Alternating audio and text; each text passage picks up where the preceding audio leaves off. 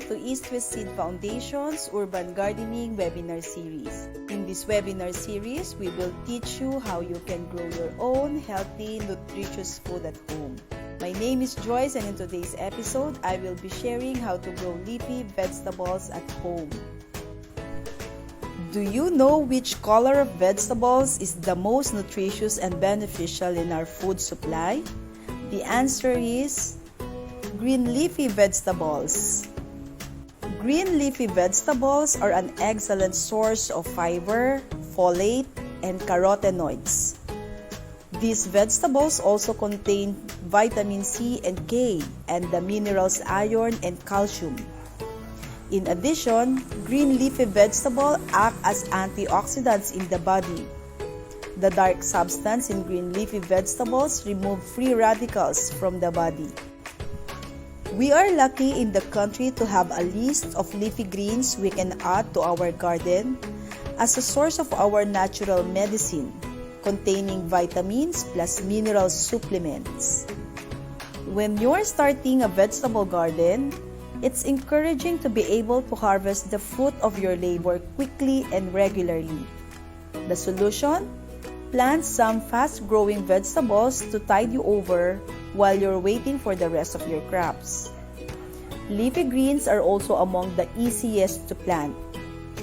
Here's the list of leafy greens we all love to consume: pechay, kangkong, mustasa, kulitis, and lettuce.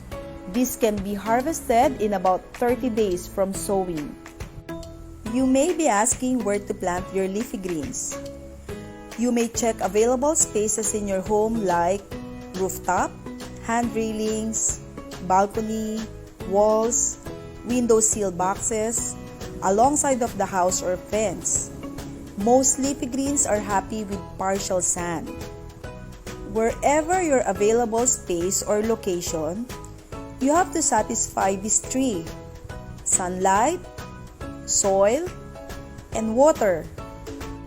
Determine the light available in your area, as it can be dappled by buildings, nearby houses, trees, and others. Then choose what to grow best. Highlighted is the sun exposure requirement for leafy greens. Container size and soil requirement of the desired plant are main considerations in preparing the amount of potting media. Whatever soil mixes you have chosen for your container, it is necessary to remember important characteristic of potting medium: good water holding capacity, ability to supply nutrients, and free from soil-borne diseases. The illustration shown in this slide is the whole process one has to undergo should you decide to make your own soil mixture. The mixture should be loose but firm. You can refer to our webinar episode number 2 on how to prepare good soil for plants. There are two ways by which we can sow our seeds for leafy greens. There is the container or cellular method, where we first sow the seeds and then transplant the seedlings to a much larger container after 7 to 10 days. Or we can sow directly onto the permanent container of the plant. After filling your egg tray with soil, indent the soil just a little to mark where the seeds will be placed. One way to manage a small seed is to use tweezers. Insert the seeds just under the surface, then cover lightly with soil. Water lightly with a light sprayer so as not to disturb the seed placement. This is an example of a light sprayer made by making holes in a bottle cap. Set your egg tray aside in a partly sunny area. Spray water twice a day. The leafy greens will be ready for transplanting after 7 to 10 days or when there are at least 3 leaves. We can see here what our seedlings can look like after 7 days. There is pechay on the left and kangkong on the right. This can be transplanted in a few more days when the seedlings has at least 3 leaves. We can also sow directly to a permanent container for your leafy vegetables. Any container can become a productive mini garden for your leafy vegetables. A container must be stable enough to support the plants when they are fully grown. Even plastic cups will do, but this may need support to remain standing. Start with a good quality potting mix. Fill it an inch or two below the rim to prevent soil, water, and seeds from running over. We will need to leave some space between the soil and the top edge of the container so that we can augment the soil as the seedling grows.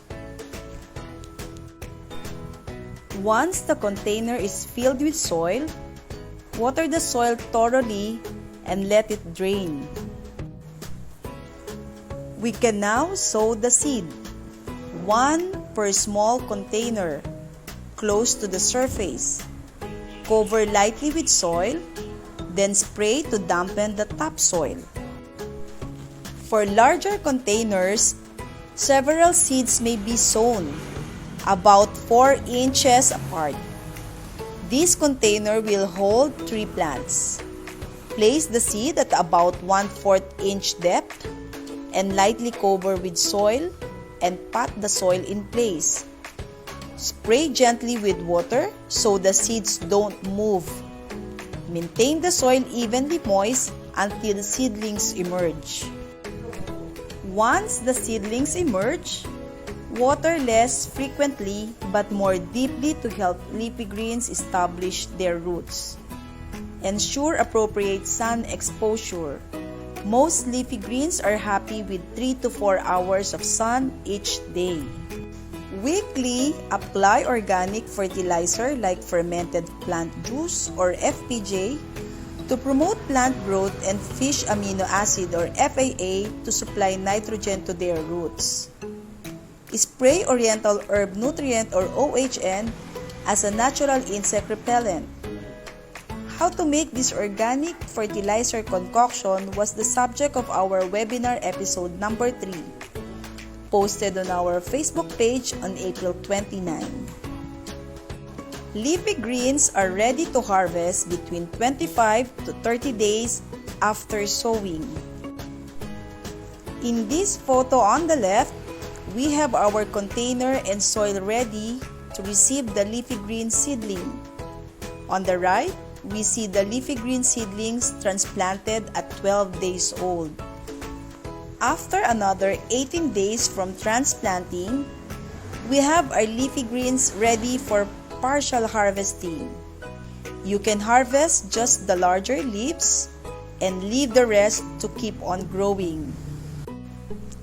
And here is our reward: fresh, nutritious leafy greens for the family and for the table.